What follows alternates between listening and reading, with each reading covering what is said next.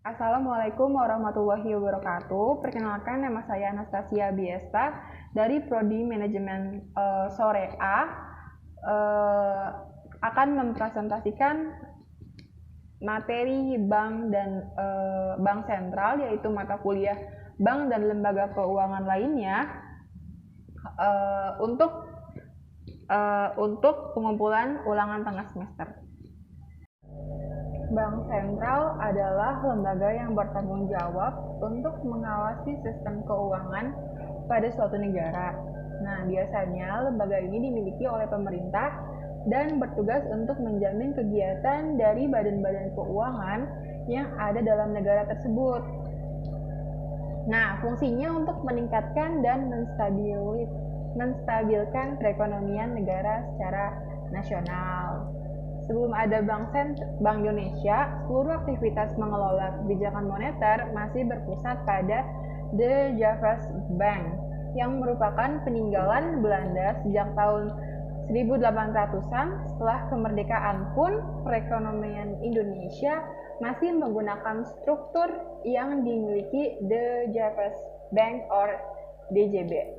Karena sistem ini dinilai kurang cocok dengan Indonesia, kedepannya muncullah keinginan masyarakat untuk mempunyai lembaga yang lebih cocok dengan kepentingan nasional dalam mengatur kebijakan moneter. Nah, secara umum DJB dan BI memiliki tugas yang sama. Pada 1968 diterbitkan UU Bank Sentral yang mengatur tugas BI dan bagaimana lembaga tersebut terpisah dengan bank lain yang biasanya memenuhi fungsi sebagai fungsi komersial. Bank Indonesia juga bekerja sama dengan pemerintah sebagai agen pembangunan. BI turut serta mendorong kelancaran produksi dan ekonomi pembangunan untuk peningkatan taraf hidup masyarakat. Setelah krisis 1998, pemerintah menetapkan tujuan tunggal BI. Pekerjaan BI difokuskan pada menjaga kestabilan nilai rupiah, namun pada 2008 peraturan tersebut diamandemen lagi lewat Perpu nomor 2 tahun 2008. Tercantum bahwa Bank Indonesia juga berfungsi untuk meningkatkan ketahanan perbankan Indonesia agar tahan menghadapi krisis global pada tahun lalu. Nah, Bank Indonesia pun tetap berkembang hingga saat ini.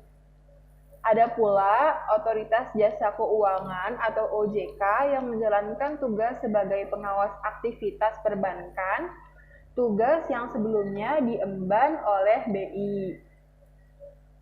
Selanjutnya adalah sejarah Bank Sentral. Bank sentral yang pertama didirikan dikenal dengan yang kita sebut tadi, yaitu The Javas Bank. Bank tersebut bertindak sebagai bank sirkulasi di Hindia Belanda sejak tanggal 24 Januari tahun 1828. Tugas dari The Javas Bank adalah menerbitkan uang kertas atau banknotes, memberi kredit bagi perusahaan, memperdagangkan logam mulia, dan bertindak sebagai kasir negara. Setelah kemerdekaan Indonesia, sesuai dengan Undang-Undang Nomor 11 Tahun 1953 tentang penetapan Undang-Undang Pokok Bank Indonesia, The Javas Bank dinasionalisasi menjadi Bank Indonesia dan berada di bawah pemerintah. Saat itu, tugas Bank Indonesia adalah menjaga stabilitas rupiah, menyelenggarakan peredaran uang di Indonesia, memajukan perkembangan urusan kredit, serta melakukan pengawasan urusan kredit.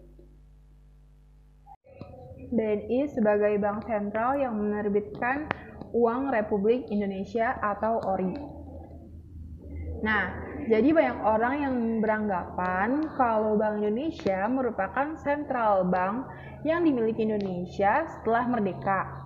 Informasi ini tentu saja tidak benar, apalagi Bank Indonesia baru berdiri tahun 1953. Lembaga perbankan yang memiliki peran penting dalam menjaga kestabilan mata uang di wilayah Indonesia pada masa awal kemerdekaan adalah Bank Indonesia atau BNI pada masa itu.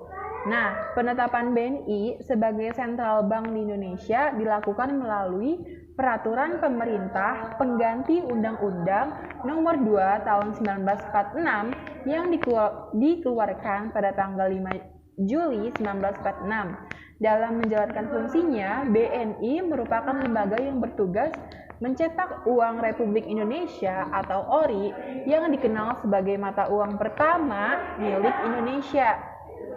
Pencetakan dan peredaran ORI oleh BNI dilakukan sejak tanggal 30 Oktober 1946. Dengan keberadaan mata uang ini, maka uang yang dikeluarkan oleh Jepang dan The Javas Bank tidak lagi berlaku.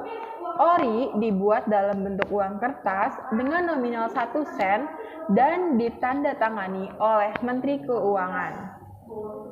Hanya saja peran sebagai bank sentral yang dijalani oleh BNI berjalan sangat singkat.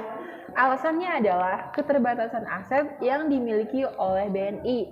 Apalagi saat itu peredaran ORI tidak berlangsung secara maksimal, tak mampu menjangkau seluruh wilayah Indonesia. Sebagai gantinya, peran tersebut kemudian diberikan pada The Javas Bank, tercatat mulai tahun 1949. Nasionalisasi The Javas Bank dan penunjukan BI sebagai bank sentral. Nah, pemerintah Indonesia pada Desember 1951 memiliki kebijakan untuk menasionalkan The Javas Bank ditandai dengan UU Nomor 24 Tahun 1951 tentang nasionalisasi The Javas Bank. Tidak cukup sampai di situ, pada tanggal 1 Juli 1953, pemerintah mendirikan Bank Indonesia dan menunjuknya sebagai Bank Sentral Indonesia. Pada tahap ini, peran yang dijalankan oleh Bank Indonesia merupakan fungsi yang sebelumnya dilakukan oleh The Javas Bank. Ada 3 tugas utama, yaitu sebagai lembaga perbankan, moneter, dan sistem pembayaran. Sebagai tambahan, Bank Indonesia juga memiliki tugas layaknya bank komersial seperti halnya The Javas Bank. Tahun 1968, tugas serta fungsi yang dimiliki oleh Bank Indonesia mulai berkurang. Dengan diterbitkannya Undang-Undang Bank Sentral tahun 1968, Bank Indonesia tidak lagi menjalankan fungsi sebagai bank komersial. Sebagai gantinya, Bank Indonesia punya tugas menjadi agen pembangunan dalam upaya meningkatkan taraf hidup rakyat. Nah, perubahan tugas Bank Indonesia sebagai bank sentral terjadi kembali pada tahun 1999, ditandai terbitnya Undang-Undang Nomor 23 Tahun 99. Melalui undang-undang ini, BI memiliki peran dalam memelihara serta menjaga stabilitas nilai rupiah. Selanjutnya, melalui amandemen tahun 2004, BI punya peran tambahan dalam hal upaya menguatkan governance atau pemerintahan. Peran Bank Indonesia sebagai bank sentral berlangsung sampai sekarang. Dalam menjalankan tugasnya, BI memiliki 3 pilar utama yang menetapkan sekaligus menjalankan kebijakan moneter, menjaga kelancaran sistem pembayaran, dan menjaga kestabilan sistem keuangan di wilayah tanah air. Ini adalah tugas bank sentral. Nah, jadi sebagai lembaga yang memegang otoritas moneter, tugas bank sentral membuat dan menjalankan kebijakan moneter sebuah negara demi mencapai serta memelihara kestabilan mata uang. Kebijakan itu mempertimbangkan banyak hal, misalnya laju inflasi, perkembangan ekonomi, dan sebagainya. Kebijakan moneter ini ada yang untuk jangka pendek, menengah, dan panjang. Di Indonesia, tugas-tugas ini diemban oleh Bank Indonesia. Berikut tugas Bank Sentral. Yang pertama adalah menetapkan dan menjalankan kebijakan moneter. Jadi Bank Indonesia membuat kebijakan moneter dan menjalankannya untuk mengontrol jumlah peredaran uang yang beredar. masyarakat. Hal ini sangat penting agar harga produk berupa barang dan jasa tetap terkendali dan sesuai dengan daya beli masyarakat.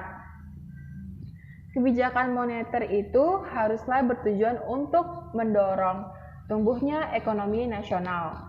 Karena itu, Bank Indonesia biasanya bekerja sama dengan pemerintah agar kebijakan tersebut sesuai dengan kebijakan-kebijakan ekonomi dan fiskal yang lain sebagai pendukungnya.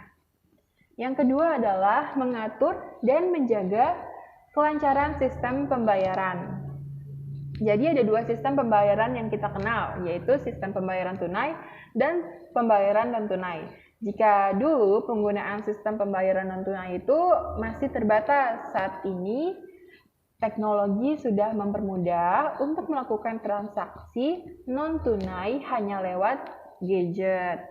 Nah, jadi Bank Indonesia itu berperan penuh dan menyusun serangkaian standar, aturan, prosedur, dan kesepakatan tentang sistem pembayaran ini merupakan tugas Bank Sentral.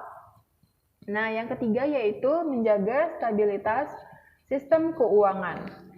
Tugas Bank Sentral yakni melakukan pengawasan secara menyeluruh pada aktivitas ekonomi suatu negara. Hal ini bertujuan untuk menjaga kestabilan sistem keuangan. Kebijakan makroprudensial juga sangat penting untuk diawasi. Jadi kebijakan makroprudensial adalah suatu kebijakan yang ditetapkan untuk memberi batasan pada biaya dan resiko krisis agar keseimbangan sistem keuangan tetap terjaga. Selanjutnya adalah wewenang Bank Indonesia. Bank Indonesia memiliki sejumlah wewenang, yaitu yang pertama menetapkan target-target moneter dengan memperlihatkan sasaran laju inflasi. Nah, yang kedua melakukan pengontrolan moneter dengan melakukan instrumen kebijakan moneter seperti operasi pasar terbuka, fasilitas diskonto, penetapan giro wajib minimum, dan imbauan. Yang selanjutnya adalah mengeluarkan, mengedarkan, menarik, dan memusnahkan uang rupiah, serta menetapkan macam, harga, ciri uang, bahan yang digunakan, serta tanggal mulai berlakunya. Memberi izin kepada pihak lain untuk menyelenggarakan sistem jasa pembayaran, mengatur sistem clearing antar bank, dan menyelenggarakan penyelesaian akhir pembayaran antar bank. Selanjutnya, memberi dan mencabut izin lembaga atau kegiatan usaha tertentu dari bank. Selanjutnya, melakukan pengawasan secara langsung maupun tidak langsung. Selanjutnya yaitu mengenakan sanksi terhadap bank sesuai ketentuan perundang-undangan yang berlaku dengan pemerintah dan lembaga keuangan lainnya. Nah, jadi hubungan Bank Indonesia yang pertama yaitu dengan pemerintah. Dalam rangka koordinasi kegiatan moneter dan kegiatan fiskal, Bank Indonesia selalu otoritas moneter perlu menjamin kerja sama dengan pemerintah selaku otoritas. Secara umum, hubungan yang terjalin antara Bank Indonesia dengan pemerintah yaitu sebagai berikut. Yang pertama, Bank Indonesia ditunjuk sebagai pemegang kas pemerintah. Bank menyelenggarakan pemindahan uang untuk pemerintah di antara kantor-kantor di seluruh wilayah Republik Indonesia. Bank membantu pemerintah dalam penempatan surat-surat hutang negara atau penata usahaan serta pembayaran kupon dan pelunasannya. Dalam melaksanakan ketentuan ini, bank tidak memperhitungkan biaya-biaya berupa pemerintah wajib meminta pendapat dan atau mengundang Bank Indonesia dalam sidang kabinet yang membahas masalah yang berkaitan dengan tugas Bank Indonesia, yaitu masalah ekonomi. Bank memberikan kepada pemerintah kredit dalam rekening koran untuk memperkuat kas negara menurut keperluan sebagaimana ditetapkan dalam anggaran pendapatan dan belanja negara. Nah, kredit tersebut diberikan atas tanggungan yang cukup dalam kertas perbendaharaan negara yang pengeluaran dan penggadaiannya diizinkan berdasarkan undang-undang. Bank membantu penempatan surat-surat hitung negara, surat membiayai APBN yang pengeluarannya diatur berdasarkan undang-undang, dan bank dapat membeli sendiri surat-surat hutang tersebut. Hubungan selanjutnya adalah hubungan Bank Indonesia dengan lembaga keuangan lainnya. Nah, hubungan yang terjalin Bank Indonesia dengan lembaga keuangan lainnya adalah Bank Indonesia menyalurkan dana kepada lembaga keuangan lain, yaitu bank komersial atau bank umum, agar dana tersebut dapat digunakan pada masyarakat untuk tujuan usaha, pembangunan yang produktif dan berencana. Selanjutnya yaitu hubungan Bank Indonesia dalam dunia internasional. Jadi Bank Indonesia juga menjalin hubungan kerja dengan lembaga-lembaga internasional. Hal ini diperlukan untuk menunjang kelancaran tugas Bank Indonesia maupun pemerintah yang berhubungan dengan ekonomi, moneter, dan perbankan. Nah, hubungan kerjasama yang dijalin oleh Bank Indonesia terdiri dari kerjasama yang dilakukan atas nama Bank Sentral sendiri dalam rangka menjalankan tugasnya seperti keanggotaan Bank Sentral di Southeast Asia Central Bank. Nah, kerjasama dan atas nama negara seperti keanggotaan suatu negara di lembaga internasional seperti International Sport, International Monetary Fund atau IMF, sebagaimana bank sentral lainnya, Bank Indonesia juga menjalin kerja sama internasional yang meliputi bidang investasi bersama untuk kestabilan pasar valuta asing, penyelesaian transaksi lintas negara, hubungan koresponden, menukar informasi mengenai masalah yang terkait dengan tugas bank sentral. Nah, pelatihan atau penelitian di bidang moneter dan sistem pembayaran, yaitu status bank di Indonesia. Nah, jadi sebagai bank sentral yang independen dimulai ketika sebuah undang-undang baru, yaitu Undang-Undang Nomor 23 Tahun 99 tentang Bank Indonesia dinyatakan berlaku pada tanggal 17 Mei 99. Undang-undang ini memberikan status dan kedudukan sebagai suatu lembaga negara independen dan bebas dari campur tangan pemerintah ataupun pihak lainnya. Sebagai suatu lembaga negara yang independen, Bank Indonesia mempunyai otonomi penuh dalam merumuskan dan melaksanakan setiap tugas dan wewenangnya sebagaimana ditentukan dalam undang-undang tersebut. Pihak luar tidak dibenarkan mencampuri pelaksanaan tugas Bank Indonesia, dan Bank Indonesia juga berkewajiban untuk menolak atau mengabaikan intervensi dalam bentuk apapun dari pihak manapun juga. Untuk lebih menjamin independensi tersebut, undang-undang ini telah memberikan kedudukan khusus kepada Bank Indonesia dalam struktur ketatanegaraan Republik Indonesia. Sebagai lembaga negara yang independen, kedudukan Bank Indonesia tidak sejajar dengan lembaga tinggi negara. Di samping itu, kedudukan Bank Indonesia juga tidak sama dengan departemen karena kedudukan Bank Indonesia berada di luar pemerintah. Status dan kedudukan yang khusus tersebut diperlukan agar Bank Indonesia dapat melaksanakan peran dan fungsinya sebagai otoritas moneter secara lebih efektif dan efisien. Nah, fungsi Bank Indonesia sebagai badan hukum, yaitu status Bank Indonesia baik sebagai badan hukum publik maupun badan hukum perdata ditetapkan dengan undang-undang. Sebagai badan hukum publik, Bank Indonesia mempunyai peraturan-peraturan hukum yang merupakan pelaksanaan dari undang-undang yang mengikat seluruh masyarakat luas sesuai dengan tugas dan wewenangnya. Sebagai badan hukum perdata, Bank Indonesia dapat bertindak atas nama sendiri di dalam maupun di luar pengadilan. Sekian presentasi mata kuliah bank dan lembaga keuangan untuk ulangan tengah semester. Kurang lebihnya mohon maaf. Wassalamualaikum warahmatullahi wabarakatuh.